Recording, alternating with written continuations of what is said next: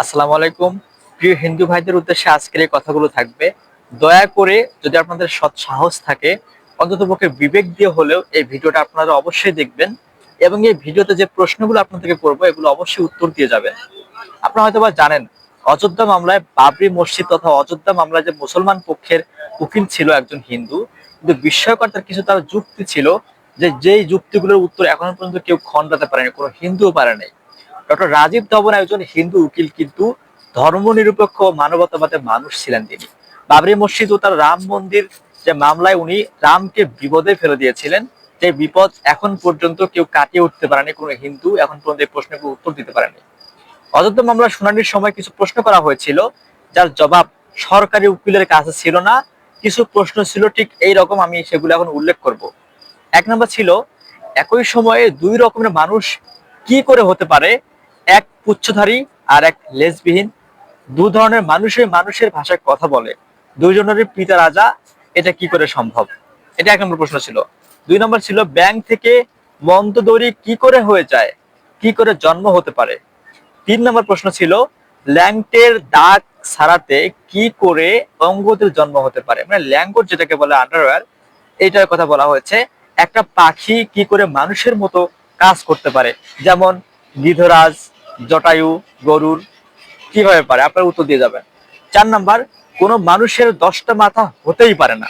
আজ পর্যন্ত ইতিহাস বা পুরাতত্ত্ব দিয়ে এটা প্রমাণ করা হয়নি যে কোনো মানুষের 10টা মাথা বা 20টা হাত থাকতে পারে। এটা কি আদৌ সম্ভব? আপনারা বলেন।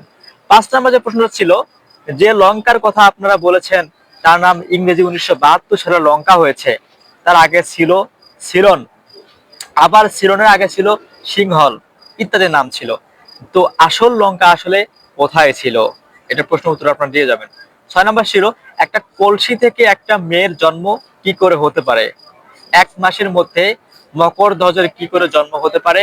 এক মাসেই মকরধ্বজ পাতালপুরীতে চাকরি করতে লেগে গেল, এটা কি করে সম্ভব? যদি সম্ভব হয় তবে প্রমাণ করুন। একটা মাছের থেকে মানুষ কি করে জন্মাতে পারে? সাত নাম্বার, 5000 সাল পুরনো দ্রাবিড় ভাষা তো কেউ পড়তে পারে না, তো 7000 সাল পূর্বে অঙ্গদের ভাষা আসলে কি ছিল? আট নাম্বার, সম্রাট অশোকের কালে অযোধ্যার নাম ছিল সাকেত, অযোধ্যার পরে সাকেত, সাকেতের পরে অযোধ্যার নাম কি করে হলো? পুরাতত্ত্ব বিভাগের পক্ষ থেকে একটা প্রমাণ যদি থাকে তো বলুন যে রাম রাজ্য আসলেই ছিল। নয় নাম্বার, সাত, ঘোড়া নিয়ে সূর্য কি করে চলে? আপনার বইয়ে বলছে, যেখানে বিজ্ঞান বলছে সূর্য আসলে চলেই না।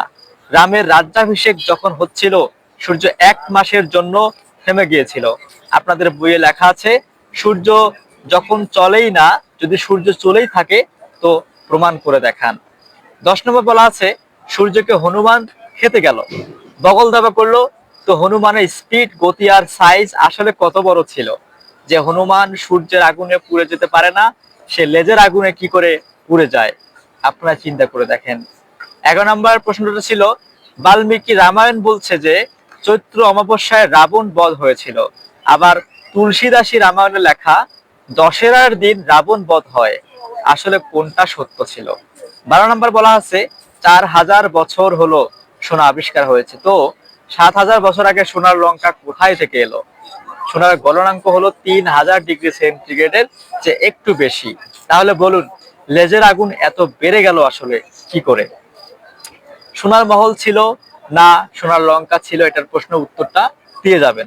6000 বছর আগে সবাই চামড়ার পোশাকই পরতো, তো 7000 বছর আগে রাম কি করে কাপড়ের পোশাক পরতেন? চিন্তা করে দেখেন।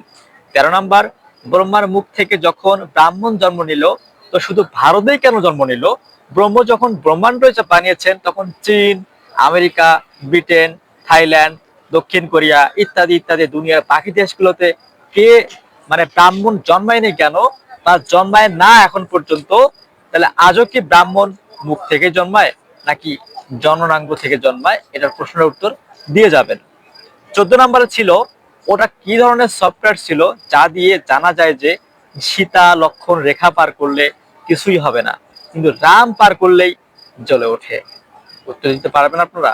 15 নম্বরটা ছিল, যে ধনুকটা রাবণ উঠাতে পারে নাই, সেই ধনুক উঠাতে যে পারে সেই সীতাকে রাবণ কি করে উঠিয়ে নিল?